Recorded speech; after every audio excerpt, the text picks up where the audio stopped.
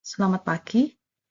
Hari ini saya akan menyampaikan materi tentang sampling method dan central limit theorem.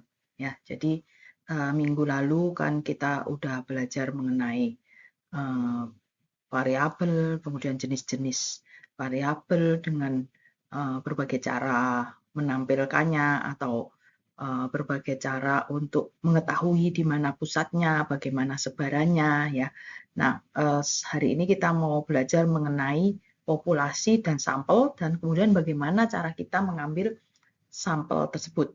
Karena memang kalau bicara statistik kan kita pasti banyak menggunakan sampel ya, karena dalam banyak kesempatan atau dalam banyak hal kita memang tidak memungkinkan untuk mengambil data atau mengumpulkan informasi dari seluruh populasi ya, karena mungkin terlalu banyak, terlalu uh, memakan waktu, biaya dan sebagainya ya. Nah, kita mau melihat dulu antara populasi dan sampel. Ya, ini udah pernah saya jelaskan juga sebelumnya gitu ya. Jadi, misalnya dari suatu populasi, misalnya orang yang mencari pekerjaan gitu ya, atau job seeker gitu ya, para pencari kerja gitu, terus kan ada banyak pasti ya. Nah, itu seluruh populasi gitu.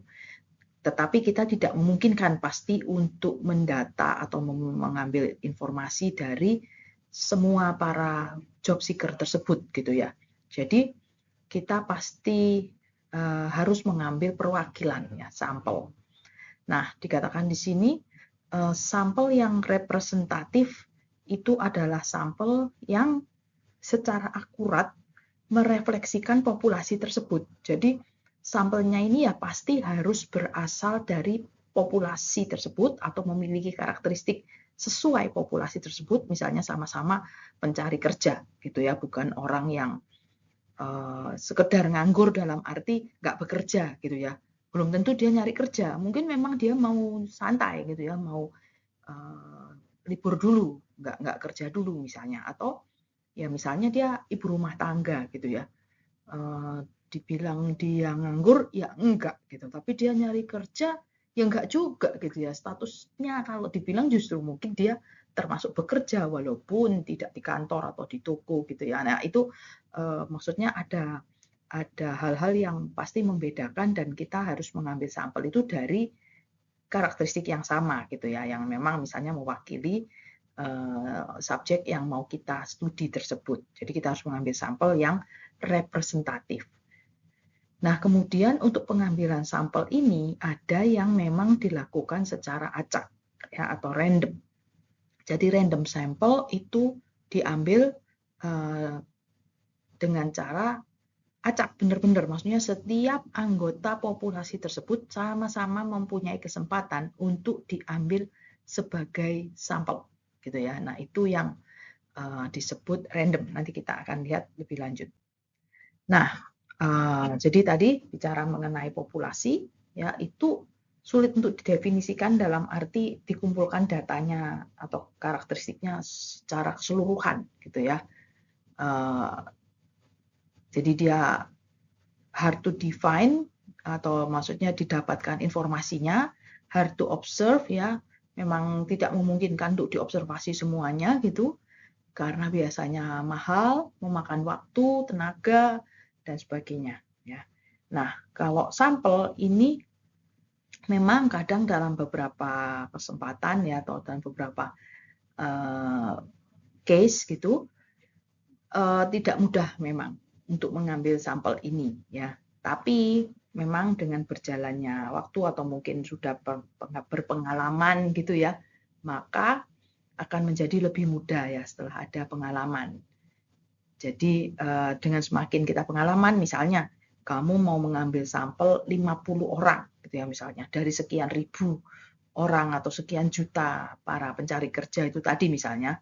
Nah, mungkin di awal kamu 1, 2, 3, mungkin sampai 5 orang pertama, kamu masih agak susah gitu ya, maksudnya masih agak demam panggung lah gitu ya. Tapi setelah misalnya orang kelima, kamu sudah menjadi lebih terbiasa sehingga untuk mendapatkan informasi itu, misalnya menginterview atau menanyain orang-orang itu gitu ya, itu lebih mudah dan lebih cepat. Ya, jadi kamu bisa, yang tadi mungkin misalnya 5 orang pertama itu bisa 1 jam gitu ya menanyainya, atau misalnya nanyain pakai kuesioner tapi yang tidak dikirim lewat Google Form, tapi yang ditanyakan langsung ke orangnya gitu kan, itu bisa juga ya. Nah itu mungkin awal-awal lama gitu ya, nanya satu-satu dijelaskan gitu, tapi lama-lama kamu sudah lebih paham, oh orang-orang ini biasanya agak kesulitan memahami pertanyaan yang mana misalnya, jadi kamu bisa langsung misalnya kalimat pertanyaannya itu agak dimodif dikit gitu supaya lebih mudah dipahami gitu misalnya ya, jadi memudahkan pekerjaanmu. Nah kemudian seringkali juga dalam banyak case gitu ya, kadang memang kita tidak bisa mendapatkan data yang benar-benar komplit gitu ya, karena ada misalnya beberapa pertanyaan itu yang orang agak sensitif atau enggan menjawab, sehingga ya daripada dia nggak mau jawab semuanya gitu, maksudnya yang berikut-berikutnya, ya udah yang itu agak di skip gitu kan. Nah, jadinya tapi datamu nggak lengkap gitu ya. Nah, ya ini pasti ini ya sebetulnya juga tidak diharapkan gitu ya. Tetapi ya dalam beberapa case memang tidak bisa ideal gitu ya. Jadi ya udah kalau memang nggak bisa dapat datanya ya oke, kita ya asal jangan banyak-banyak gitu yang bolong gitu ya. Jadi memang mungkin ada beberapa yang terpaksa tidak bisa lengkap gitu datanya.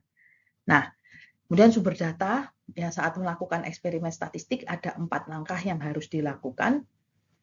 Nah ini yang pertama, ya ini secara sederhana aja supaya kamu bisa mengetahui gitu ya langkah apa yang harus dilakukan ya. Yang pertama tentunya kamu harus bisa memformulasikan pertanyaan dengan baik dan benar gitu ya. Maksudnya apa sih sebetulnya yang ingin kamu ketahui gitu ya. Kembali ke sedikit tentang metode riset ya. Harus kembali ke research questionmu atau tujuan dari penelitianmu.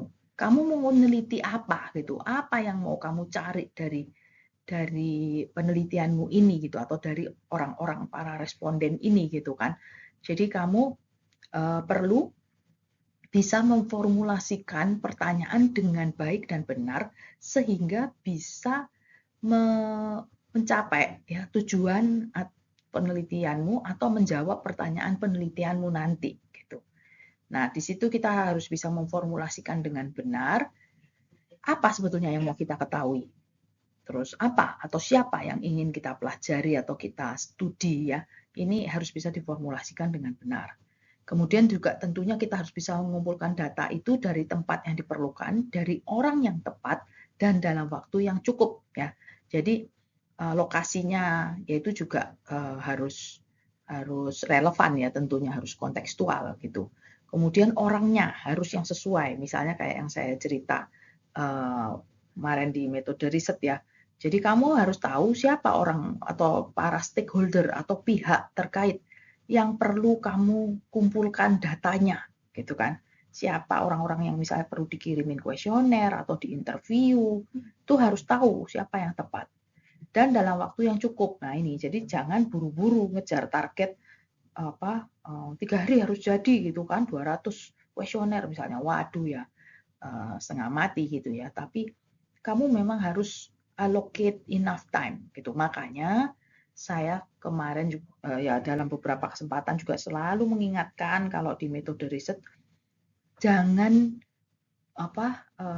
terlalu menunda-nunda gitu ya di awal, molor-molor gitu sampai ke bab 3-nya itu belum jelas, sehingga pada saat kamu misalnya ngambil pra-TA atau TA itu waktu untuk mengambil sampelnya itu begitu sempit gitu jadinya. Misalnya tinggal 1 minggu atau 2 minggu. Ya 2 minggu pun nggak mungkin misalnya setiap hari kamu mengumpulkan data, misalnya kan ada hal-hal lain yang harus kamu kerjakan, misalnya harus kuliah atau apa gitu kan. Jadi waktumu itu benar-benar tinggal sedikit gitu. Jadi harus kamu atur ada waktu yang cukup dari jauh-jauh hari gitu ya. Nah, kemudian bagaimana mengorganisir dan menganalisis data itu agar menjadi informasi. Ya, jadi harus bisa mengorganize data yang sudah didapat sehingga bisa menjadi informasi. Ya, ingat beberapa minggu lalu saya menyampaikan tentang bagaimana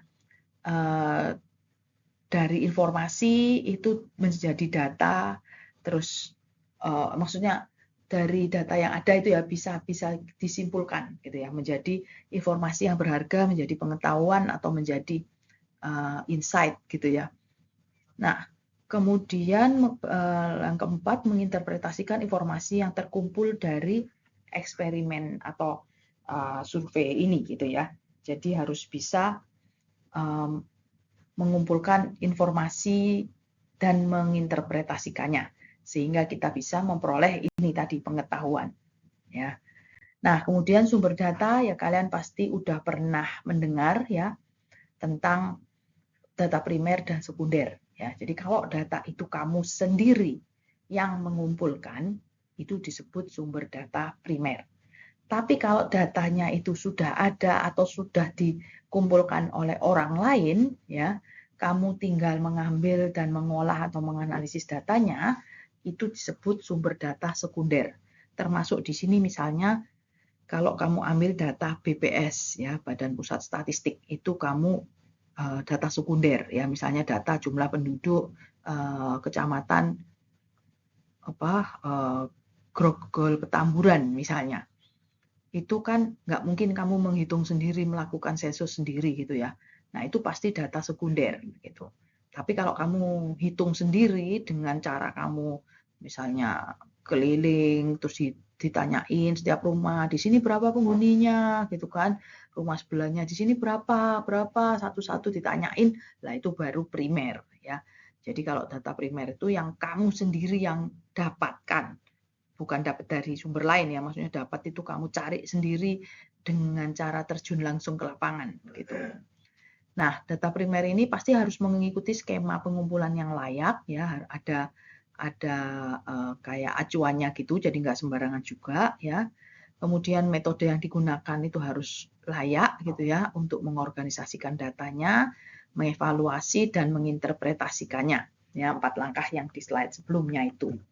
Nah, kalau untuk data sekunder itu kamu cukup tinggal menjalankan yang langkah ketiga dan keempat saja ya dari slide yang sebelumnya tadi ya. Nah, kemudian untuk metode samplingnya ya itu alasan pengambilan sampel. Maksudnya mengapa kok kamu perlu mengambil sampel? Ya, yang pertama tadi sudah saya jelaskan, keterbatasan waktu untuk menghubungi seluruh populasi. Misalnya kamu mau mensurvei seluruh mahasiswa, mensurvei tentang mahasiswa Podomoro University, itu kan. Walaupun cuma satu kampus kecil gitu ya, maksudnya bukan kampus yang gede banget kayak UI, ITB atau Trisakti gitu misalnya. Kampus kita ini juga cukup banyak gitu ya kalau kamu mau mengambil data dari semua populasinya gitu. Jadi nggak mungkin kamu menanyain satu persatu gitu ya. Ada keterbatasan waktu, keterbatasan biaya, keterbatasan fisik juga kan. Ya kalau misalnya masih surveinya di dalam kampus masih nggak apa-apa. Tapi kalau kamu harus keliling di wilayah Jakarta Barat misalnya, ya walaupun rumahmu di Jakarta Barat, tapi tetap aja secara fisik itu kan melelahkan ya. Panas siang kamu harus keliling jalan kaki misalnya dari rumah ke rumah atau di pasar misalnya menanyain satu-satu gitu itu pasti sangat melelahkan. Nah, kemudian dalam banyak case gitu ya, beberapa tes itu bersifat destruktif. Maksudnya gini, kalau kayak di pabrik ya, pabrik itu kan kamu pernah dengar pasti yang namanya QC ya, quality control. Quality control itu tugasnya apa? Dia memastikan bahwa produk yang dihasilkan, yang mau dipasarkan itu sesuai dengan standar yang berlaku gitu kan ada standar kualitasnya gitu. Nah, kalau bicara soal produk yang seperti itu ya, produk berupa barang misalnya makanan atau ya event pakaian atau intinya barang apapun lah.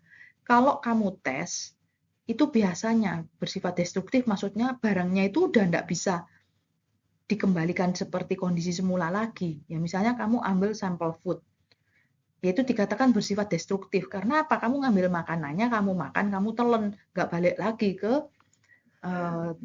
maksudnya ke yang menghasilkan atau yang mau menjualnya gitu kan. Jadi itu dibilang bersifat destruktif karena sampel yang diambil itu nggak bisa dikembalikan lagi dengan kondisi utuh gitu ya, atau kondisi mulus, tidak ada bekas apapun gitu kan, nggak mungkin ya, namanya kamu nyicip walaupun cuman dijilat gitu juga ya kan, masuk habis itu dijual gitu kan, nggak juga gitu ya. Jadi karena beberapa tes itu tadi bersifat destruktif ya, sampelnya itu nggak bisa dikembalikan dalam kondisi seperti semula, kan nggak mungkin semua dalam satu batch, misalnya produksi nugget gitu ya, misalnya chicken nugget gitu di sebuah pabrik, dalam satu hari itu semua package yang dihasilkan itu dibukain terus diambil dites gitu kan, nggak mungkin gitu ya. Terus yang mau dijual yang mana gitu kan, bekas orang semua gitu, bekas yang testernya itu ya, nggak mungkin gitu.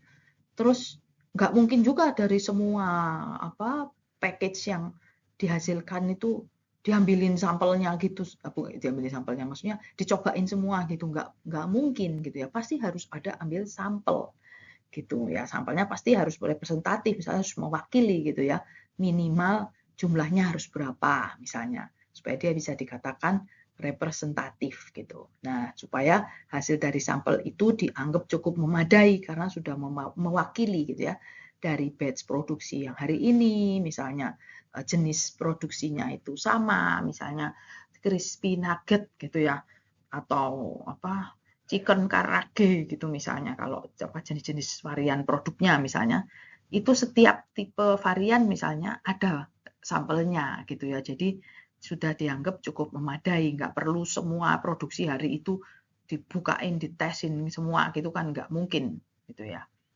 Nah, jadi untuk metode sampling ini, jenis sampling yang paling banyak dipakai itu yang disebut simple random sample. Jadi pengambilan sampel acak sederhana ya, simple caranya.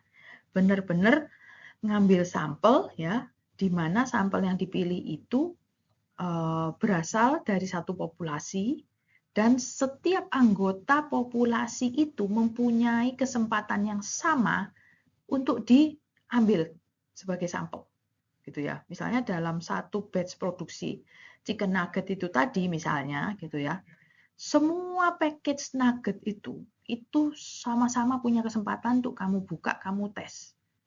Tapi kan nggak kamu buka, kamu tes semua gitu ya, kamu ambil sampel.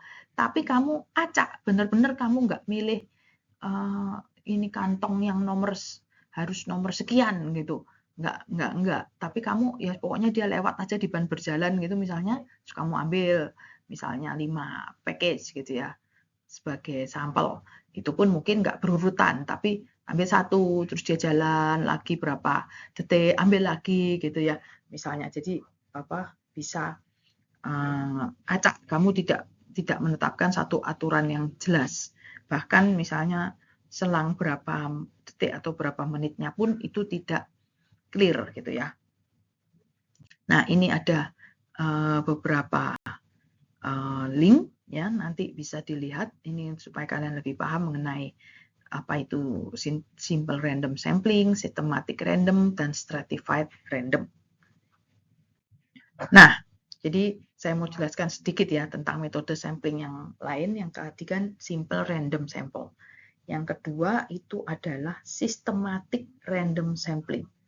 Jadi kalau yang dibilang systematic random sampling, ini caranya adalah di awal kamu ambil sampel acak. Random aja, kalau perlu mungkin tutup mata ambil sampel gitu ya. Kayak ambil undian di supermarket gitu misalnya.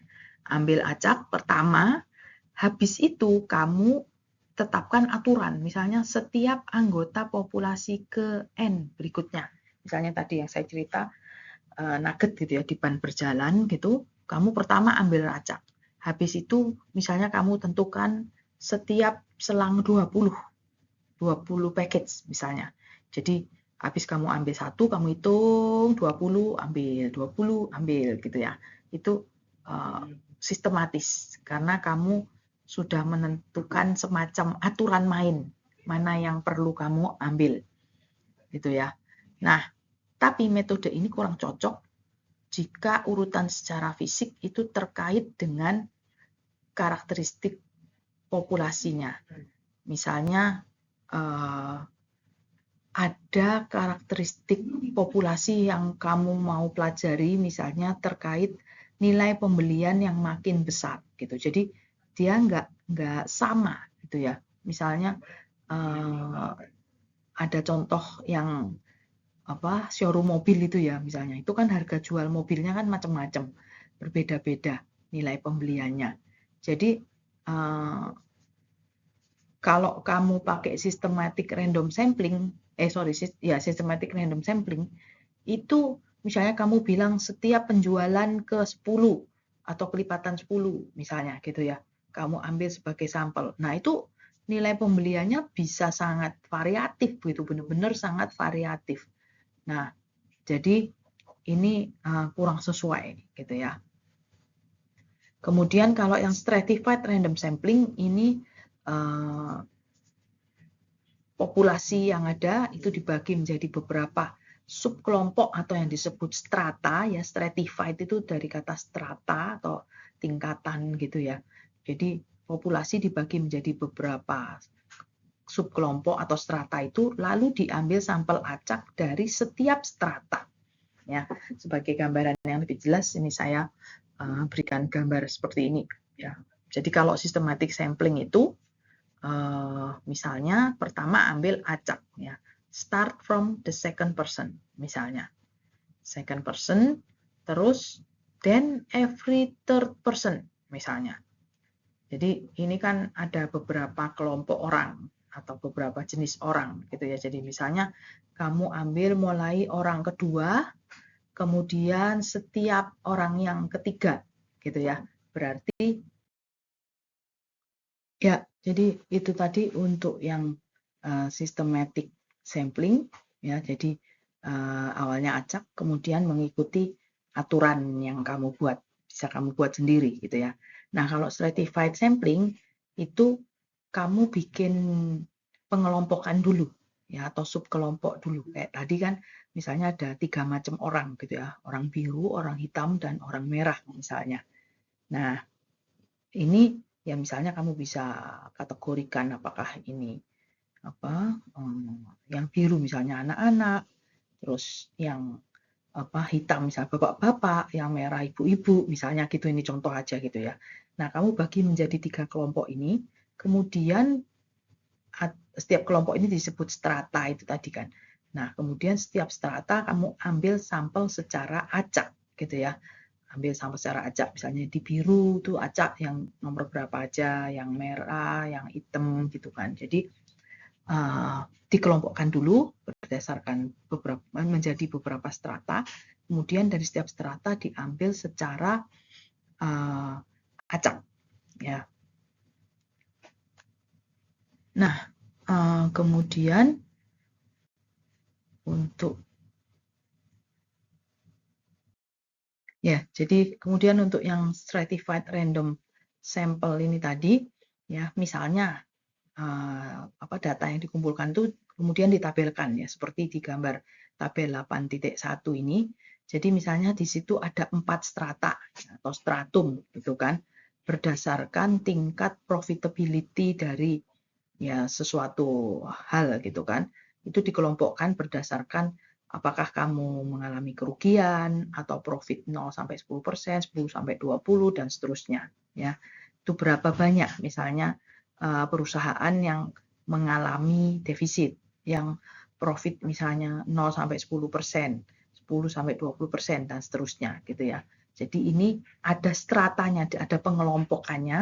Nah, kemudian berapa data dari setiap data yang diambil secara acak dari setiap strata tersebut ya. Misalnya yang di paling kanan kan, misalnya ada 5 strata, terus tadi jumlah anggota setiap stratanya itu misalnya ada yang di tengah ini ya, number of firms itu Nah, kemudian secara proporsional dia dihitung relatif frekuensinya, kemudian berapa jumlah yang disampel.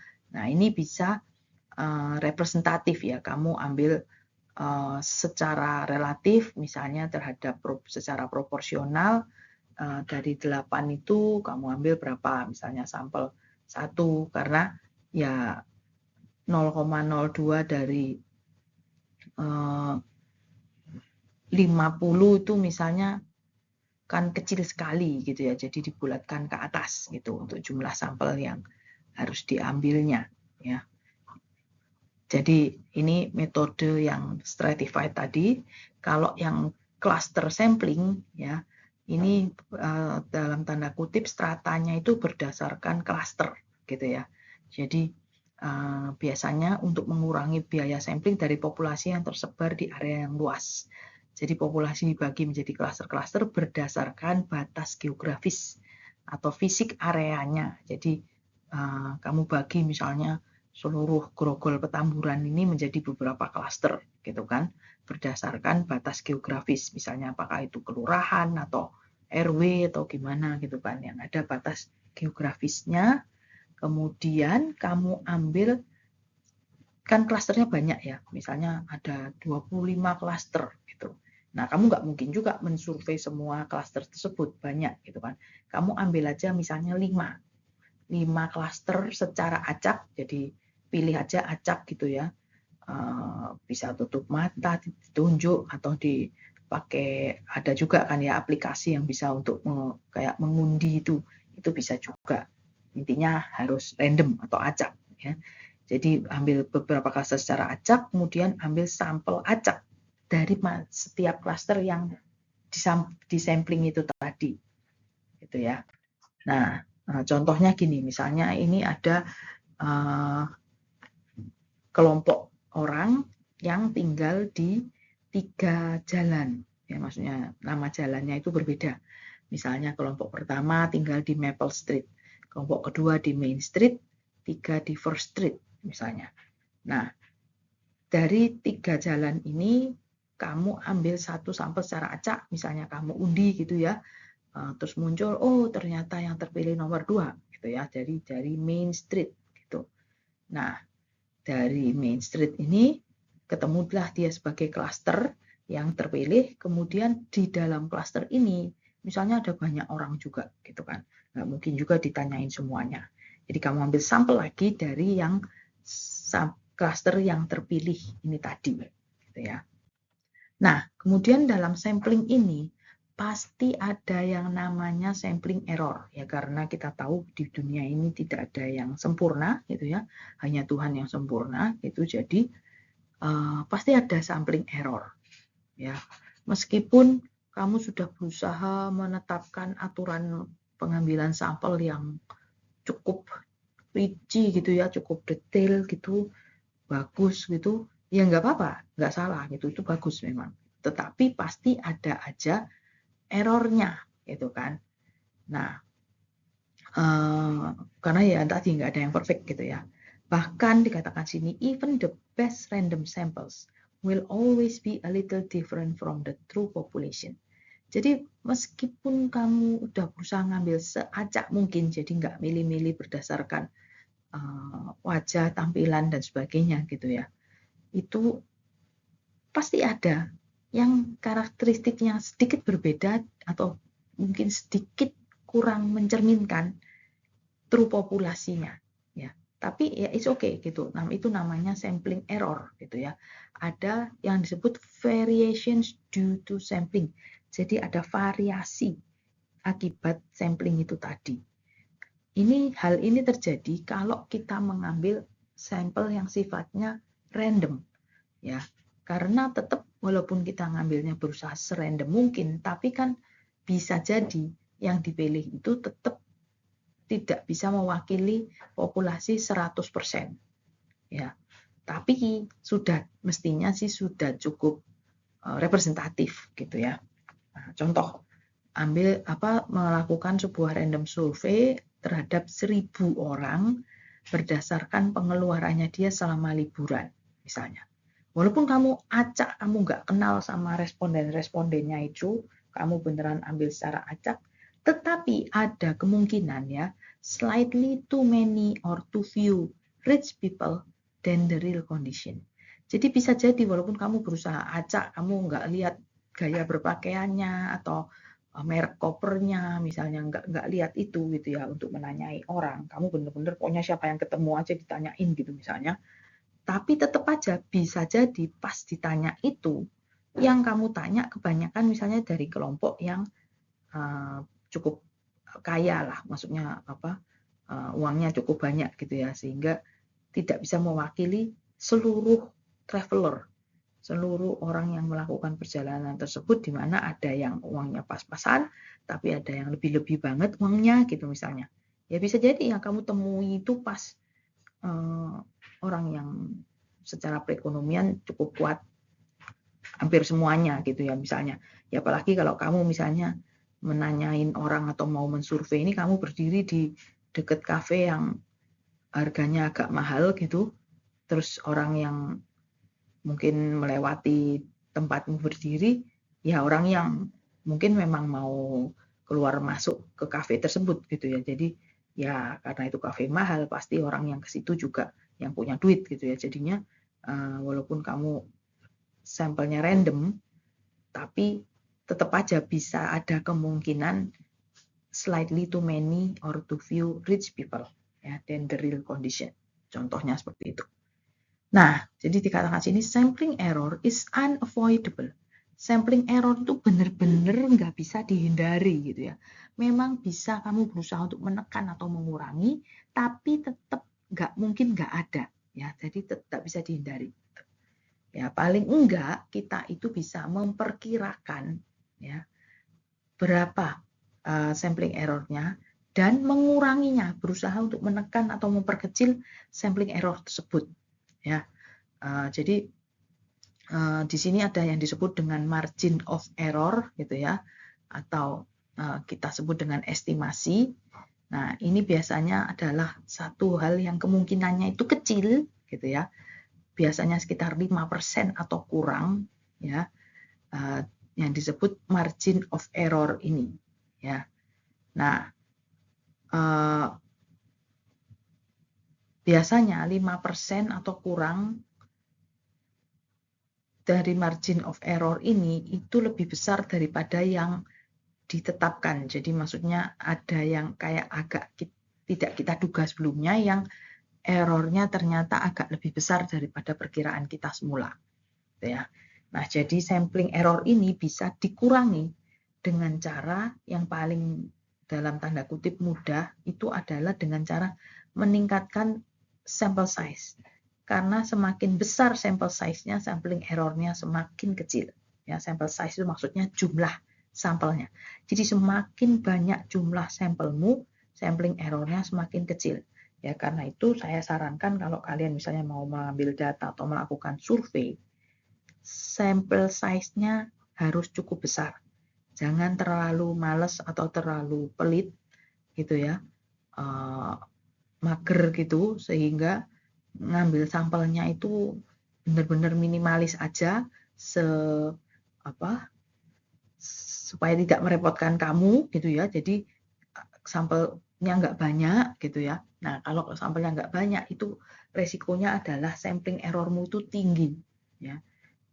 Jadi sampel size-nya harus ditinggikan atau ditambah supaya sampling errormu kecil. Hanya saja memang ada drawback-nya ya, ada kekurangannya, yaitu kalau sampel size-nya banyak, cost-nya juga biasanya lebih tinggi ya. Nah, tapi ada semacam batas tertentu untuk biaya ini ya. Nah, kenaikannya maksudnya. Jadi misalnya setelah 1000 case ya, atau case study gitu atau sampel, kalaupun misalnya kita naikkan jumlah sampelnya ke 2500 ya, tapi sampling errornya itu hanya turun sekitar 1% alias tidak terlalu signifikan penurunan biayanya gitu ya, setelah 1000 case atau setelah 1000 sampel ya. Jadi kalau kamu di bawah 1000, memang pengurangan sampling errornya itu masih bisa cukup besar gitu ya. Tapi setelah 1000 itu dia cenderung menjadi tidak terlalu signifikan perbedaan sampling errornya.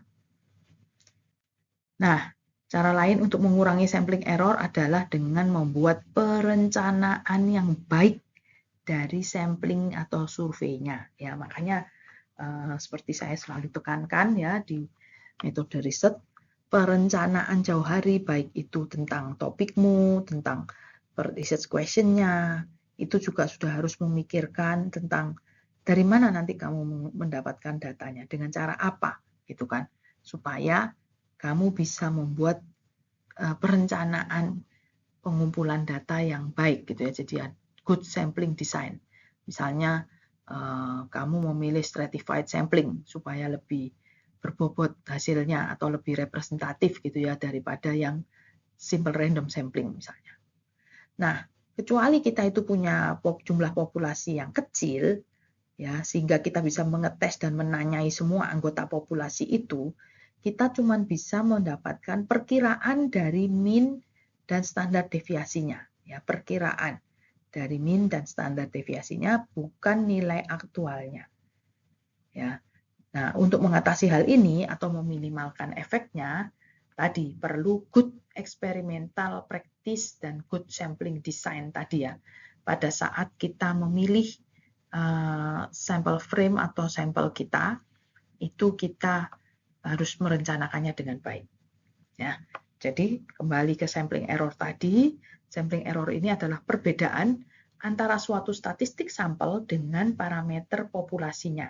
Misalnya perbedaan antara sampel mean dengan population mean. Nah, ini kita sudah mengenal istilah ini. Jadi kan populasi yaitu misalnya seluruh mahasiswa Podomoro University gitu ya.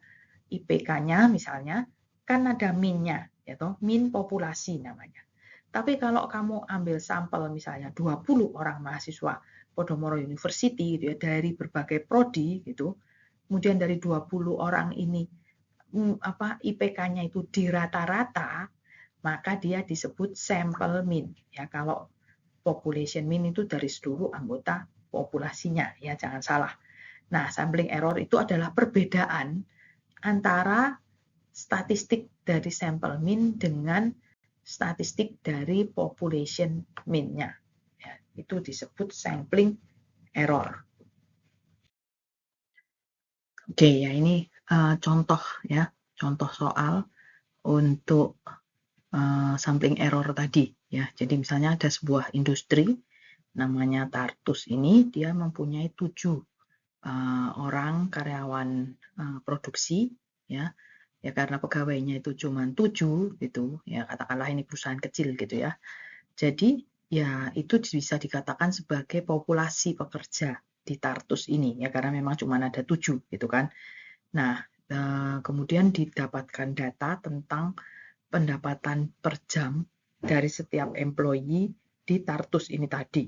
Misalnya 7 orang ini namanya ini ya, Joe, Sam, Sue, Bob, Jan, Art, sama Ted misalnya. Dengan pendapatan per jam masing-masing seperti yang di tabel itu. Nah, terus kamu disuruh menghitung berapa population mean-nya. Ya, gampang. Pastinya semua angka-angka itu dijumlah dibagi 7, ya kan? Seperti yang di nomor 1 ini. Nah, kemudian yang kedua ditanya berapa distribusi sampling dari sampel mean kalau kamu ambil 2 sampel. Gitu ya.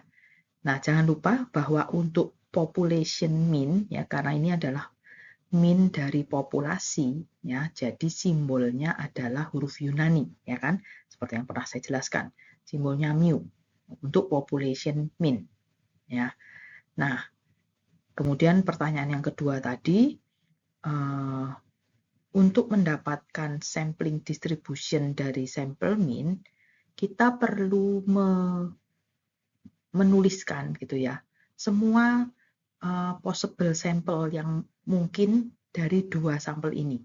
Jadi karena dari 7 ini mau diambil 2, dan setiap anggota populasi ini, jadi setiap masing-masing orang dari 7 ini, sama-sama punya kesempatan untuk diambil sebagai sampel, maka kita perlu mendata gitu ya, berapa kemungkinan sampel yang ada gitu ya. Kalau misalnya dikatakan sini all possible sample of 2 were selected without replacement, ya, jadi tanpa penggantian, jadi ada 21 kemungkinan, ya, kita lihat di contoh berikut ini. Ya, jadi untuk mendapatkan kemungkinan sampel ya dari 7 tadi, jadi N besar ini adalah jumlah sampelnya kan 7, jumlah anggota populasinya adalah 7, kemudian jumlah sampel yang mau diambil itu 2, jadi N besar itu jumlah populasinya, N kecil itu jumlah sampelnya, yaitu 2. Ya. Nah, kita menggunakan rumus kombinasi. Ya, ini kalian pasti pernah belajar dulu ya. Saya lupa, mungkin di SMP apa SMA ya, pernah ada pelajaran tentang kombinasi ini. Rumusnya seperti yang di atas ini ya. Jadi kombinasi dari 7, kalau diambil 2, itu rumusnya adalah N besar tanda seru, maksudnya mungkin moga-moga kalian masih ingat N tanda seru ini di matematika disebut faktorial ya. Jadi N faktorial atau 7 faktorial. Kemudian dibagi dengan N kecil faktorial dikalikan N besar minus N kecil dalam kurung faktorial. Dimasukin rumus, nah ketemu gitu ya. Faktorial ini, moga-moga kalian masih ingat, jadi kalau 7 faktorial itu adalah 7 kali sampai ke 1 ya, jadi 7 kali 6 kali 5 kali 4, 3, 2, 1 gitu ya. Nah, dan seterusnya, nanti bisa dihitung gitu ya. Intinya jawabannya 21. Nah, kemudian ada 21 kombinasi yang mungkin dari 2 sampel itu. Ya, kita lihat di tabel 83 ini. Ya, jadi bisa Joe sama Sam, Joe sama Sue, Joe sama Bob, dan seterusnya ini sampai 21 sampel. Nah, kemudian dari setiap kombinasi ini, misalnya Joe sama Sam, itu pendapatannya kan 7 sama 7 gitu kan, jumlahnya 14, rata-ratanya 7 ya, dan seterusnya semua dihitung sama seperti itu caranya ya. Kemudian minnya juga dari masing-masing kombinasi ini dihitung semua. Nah, terus ketemu bahwa yang sampel minnya 7 itu ada 3, yang 7,5 ada 9 ya, dan seterusnya ya. Intinya jumlahnya harus 21 kan. Terus ini persen proporsionalnya ya. Probabilitas munculnya dia 3 dari 21, 9 dari 21 dan seterusnya. Nah, jadi masing-masing min dari sampel tadi ya itu dijumlahkan ya. Jadi ini rumusnya sum of all sample means, jadi semua sampel means itu ditambahkan di sini, dijumlahkan dibagi 21. Nah, ketemulah ini. Mean dari sampling distribution, ini ketemu 7,71. Nah, kita lihat lagi ke tabel 81 ya, di halaman yang tadi sudah kita berdasarkan tabel yang sudah kita buat tadi ya. Kita kemudian membuat chart 81 ya di halaman berikut yang menunjukkan population distribution dan distribution dari sampel mean. Ya. Jadi kita melihat bahwa mean distribusi dari sampel mean-nya yang 7,71 ini itu ternyata sama dengan mean dari populasinya yang awal tadi gitu ya. Ini kebetulan pas sama gitu. Nah, kemudian penyebarannya dari distribusi dari sampel minyak ini dia lebih kecil daripada penyebaran atau spread di nilai populasinya. Karena sampel minyak itu hanya di antara 7 sampai 8,5. Sementara kalau yang di population value-nya itu ada dari angka 7 sampai 9 ya. Jadi standar deviasi dari distribusi sampel minyak itu sama dengan standar deviasi dari populasinya dibagi akar pangkat dari jumlah sampelnya. Ya. Nah, jadi rumus untuk standar deviasi dari distribusi sampel minyak ini adalah sigma dibagi akar pangkat N. Ya. Jadi di sini perhatikan bahwa kalau kita menambah jumlah sampelnya, maka ya kita menambah N-nya ini ya. Kalau N-nya semakin besar, maka sigmanya ini jadi semakin kecil ya, berbanding terbalik ya. Jadi memang semakin besar jumlah sampel itu akan menghasilkan sampling error yang lebih kecil. Tadi kan sudah saya jelaskan ya. Nah, kemudian kita melihat di sini tadi distribusi populasi, jadi berdasarkan mu rata-rata pendapatan per jamnya itu tadi kalau digrafikkan itu seperti yang sebelah kiri ini untuk distribusinya. Nah, tapi dari distribusi sampel minyak itu kalau dibuat grafik, itu grafiknya seperti ini. Yang 7 ada berapa probabilitasnya atau proporsinya ya. Kemudian yang 7,5 ada berapa dan seterusnya. Sehingga kalau kamu lihat bentuk grafiknya, misalnya ini dihubungkan dengan garis gitu ya, dia seperti apa? Ingat, seperti grafik bell itu ya, grafik distribusi normal, cuman dia agak miring ke kiri sedikit gitu ya. Tapi masih cukup normal, maksudnya cukup simetris gitu ya, miring dikit ke kiri gitu. Nah, jadi kembali ke masalah sampel dan population mean ini, sampel mean itu adalah estimasi dari true mean of all population. Jadi sampel mean itu dihitung karena kita ingin memperkirakan true, jadi mean yang beneran dari semua populasinya. Nah, simbolnya sampel mean ini kan X bar ya, saya udah pernah sebutkan karena dia sampel, dari sampel berarti pakai huruf biasa, huruf Latin ya. Standar deviasi sampelnya kan S ya, S kecil. Population mean simbolnya mu, standar deviasi populasi simbolnya sigma. Nah, distribusi sampel mean ini ya menunjukkan hubungan antara distribusi populasi dan distribusi sampling dari sampel mean ya. Jadi kita bisa melihat bahwa mean dari sampel mean itu bisa tepat sama dengan mean dari populasi. Dan dispersi atau penyebaran dari distribusi sampling dari sampel mean ini ternyata lebih sempit daripada distribusi populasinya yang tadi sudah saya sebutkan di halaman sebelumnya tadi ya. Ternyata dia lebih sempit, dengan kata lain hasilnya itu lebih saling berdekatan gitu. Jadi distribusi sampling dari sampel mean ini juga cenderung tadi bentuknya bell shape ya, dan menyerupai distribusi probabilitas normal. Nah, dari sini kemudian muncullah yang disebut teorema central limit ya, di mana bunyinya itu kira-kira seperti ini. Jika semua sampel dengan besaran tertentu itu dipilih dari setiap populasi, maka distribusi sampling dari sampel minyak itu akan mendekati distribusi normal, ya seperti yang ditunjukkan dari contoh soal tadi ya. Distribusi samplingnya itu mendekati distribusi normal. Jadi grafiknya itu menyerupai bell ya, menyerupai bell shape itu, mendekati distribusi normal.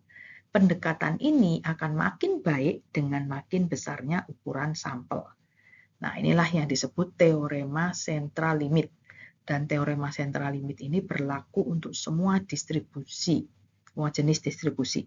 Nah, rumusnya ya si standar error dari mean-nya itu tadi rumusnya kan sigma dari X bar adalah sama dengan sigma dibagi akar pangkat N. Nah, jadi grafiknya itu seperti ini ya. Kalau rata-rata sampel itu dia mempunyai distribusi normal ya, kan bentuk distribusi normal itu yang bentuknya kayak bell ini grafiknya gitu ya. Kita bisa melihat bahwa kalau yang kiri ini dia dengan jumlah sampel yang relatif kecil, dia grafiknya bentuknya seperti ini. Semakin ke kanan, ini kalau jumlah sampelnya semakin besar, maka dia akan semakin mendekati normal distribusinya dan narrower ya, lebih sempit. Narrow itu sempit kan. Jadi grafiknya itu makin kayak kurus gitu ya, makin kurus langsing gitu. Tapi tetap bentuknya bell atau dengan kata lain distribusinya tetap normal. Cuman karena jumlah sampelnya membesar dan distribusi minnya itu dia jadi lebih sempit gitu ya sebarannya. Jadi dia grafiknya lebih kurus. Nah, jadi ini contoh gambarannya ya. Kalau distribusi samplingnya itu misalnya jumlah sampelnya itu 2, ya, itu bisa jadi grafiknya itu bisa bentuknya seperti yang ini ya, bisa agak kayak ada beberapa puncak, terus bahkan satu tapi mungkin agak miring-miring gitu, atau mungkin mirip kayak segitiga gitu ya. Tapi kalau sampelnya ditambah misalnya jadi 6, distribusinya akan semakin bagus ya, semakin mendekati normal. Bentuk belnya itu semakin bagus gitu ya. Nah, kalau sampelnya tambah banyak, misalnya 30 gitu, distribusinya ini lebih sempit lagi, tapi dia normal gitu ya. Bentuknya tetap kayak bel, cuman bel kurus gitu. Nah, bagaimana penerapan dari distribusi sampling sampel min ini gitu ya, penerapan untuk teorema limit sentral ini dipakai untuk jenis statistik yang lebih dalam tanda kutip lebih advance lagi yang disebut probabilitas ya. Nanti di pertemuan berikutnya nanti akan dibahas mengenai probabilitas ini. Distribusi sampling itu akan normal jika ya pertama sampel diambil dari populasi yang dia juga berasal dari distribusi normal. Ya, jadi ukuran sampel tidak masalah kalau populasinya memang sudah normal, gitu ya. Nah, kalau bentuk distribusi populasinya itu tadi tidak diketahui, misalnya apakah dia itu normal atau enggak, atau jelas-jelas diketahui bahwa dia tidak normal, maka ukuran sampel menjadi penting. Artinya apa? Kamu perlu memperhatikan betul jumlah sampelnya, ya, karena distribusi akan semakin mendekati normal itu dengan jumlah sampel minimal 30 ya. Jadi supaya sampelmu distribusinya semakin mendekati normal, kamu harus ambil sampel minimal 30 ya. Ini terutama kalau kamu menggunakan metode kuantitatif pakai kuesioner. Jangan kurang dari 30 sampelnya karena hasilnya nanti distribusinya jadi tidak normal ya. Nah, ini ada rumus kalau mau menghitung nilai Z dari X bar ya, jika standar deviasi populasinya diketahui. Ini contohnya seperti ini supaya bisa lebih memahami. Misalnya ini pabrik cola ya, di bagian QC-nya itu kan dia mengukur ya berapa isi setiap botol gitu kan, supaya nggak rugi, nggak dikomplain orang juga kalau kurang, kalau lebih kan orang seneng tapi pabriknya yang rugi gitu ya. Nah, jadi dikatakan sini jumlah volume cola di setiap botol itu kritikal ya, dan nggak bisa persis-persis sama walaupun yang isi mesin. Kadang ada agak perbedaan sedikit gitu ya. Nah, jadi si perusahaan ini kan tadi nggak mau dikomplain orang karena isinya kurang, nggak mau juga dia rugi karena kebanyakan ngisi gitu kan. Walaupun selisihnya cuma 5 mili per botol, ya kalau dia sehari menghasilkan 1 juta botol kan ya lumayan selisihnya gitu kan. Nah, jadi dia mencatat, dia ambil sampel dari sekian banyak botol yang diproduksi per harinya, terus dihitung volumenya gitu kan. Nah, misalnya didapatkan data bahwa min atau rata-rata isi setiap botol itu adalah 31,2 ounce gitu ya. Dan standar deviasi populasinya adalah 0,4 ounce. Ini berdasarkan data selama ini gitu ya. Nah, misalnya hari ini jam 8 pagi si teknisi mulai ngambil sampel, acak dia random ambil 16 botol. ya dari ban berjalan proses pengisian. Nah, dihitung volume dari 16 botol ini ketemu rata-ratanya adalah 31,38 ounce. Nah, kira-kira apakah hasil seperti ini nih cukup sering terjadi gitu ya. Nah, kalau cukup sering terjadi berarti kan isinya kebanyakan, ya kan? Karena minnya harusnya sekitar 31,2, tapi sampel yang diambil ternyata menunjukkan minnya 31,38. Nah, ini agak over gitu kan. Nah, apakah proses pengisiannya ini kelebihan gitu kan? Nah, dengan kata lain, apakah ada sampling error ini kan selisih tadi ya, selisih antara min sampel sama min populasi antara 3138 sama 31,2. Itu sampling error. Nah, apakah sampling error sebesar 0,18 ounce ini unusual ya, tidak biasa atau memang biasa gitu. Nah, kita mau tahu perusahaan ini mau mengecek gitu kan, jangan sampai terjadi terus seperti ini gitu kan, rugi gitu ya. Nah, jadi kita mencoba menghitung ya dari 16 sampel botol tadi dengan min 31,8 mau dibandingkan dengan min populasi 31,2. Nah, di sini kita menggunakan rumus yang Z tadi ya. Z itu adalah min sampel ya X bar dikurangi mu atau min populasi ya, jadi 31,38 dikurangi 31,2 dibagi sigma ini standar deviasi populasi per akar 16. Ini sampelnya kan. Nah, ketemu Z-nya 1,8. Nah, di sini kita mendapatkan hasil nilai Z ya yang menunjukkan sampling error atau standar error istilahnya. Nah, kemudian kita mencoba ingin mengetahui kemungkinan terjadinya nilai Z lebih besar dari 1,8 ya. Nah, ini menggunakan tabel sebetulnya ya, tapi nanti dalam kesempatan yang lain saya akan